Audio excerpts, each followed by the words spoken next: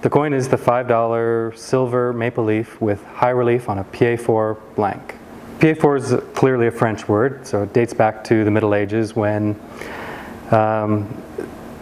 engravers wanted to do something unique on coins so that other engravers would be able to use them to engrave coins, but they wouldn't get mixed up with the normal change or the normal currency out there. Translations have sort of changed over time, but it was meant to show that it was a heavy measure or overweight.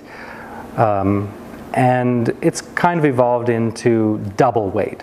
Most every mint that uses them today, it's pretty much a double thickness of the blank. So once we strike it, that gauge changes a little bit, but the original blank or the original disc that we use to strike it is twice as thick as the standard.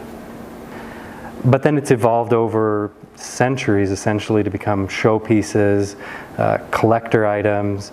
The really nice thing about them is because they're so thick, you can get really great relief out of them. You've got more silver to play with on a smaller coin. So modern coins today, we just use them because they make great coins. They're not in circulation, clearly. They wouldn't fit in vending machines because they're really thick, but they make really great relief. So with this coin, because you've got so much gauge, you've got so much thickness to play with, when you squeeze the top and bottom together of the dies, you can put more pressure on it. You don't get any flaws, or we call them ghosting, of the other image on the other side. So you can put a lot of pressure on it to get the silver to move up. Silver's not as soft as gold, so you have to put a lot of force to get it to move. So you can get some ghosting if you try to do a higher relief coin on just a normal blank. With piedfort, you don't really see that because you've got lots of room to play with in between, lots of material in between to play with.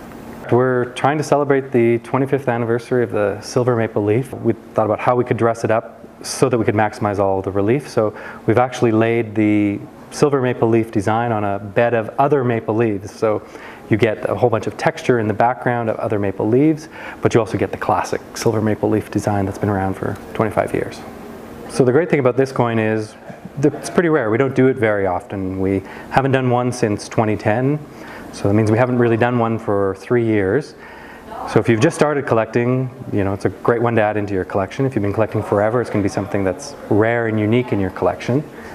I think what's really neat about it is if you're a bullion collector, if you collect SMLs, this is a way to get a 1 ounce coin that looks very different than your regular 1 ounce coins. This is 34 millimeters. Your other 1 ounce coins are going to be 38 millimeters.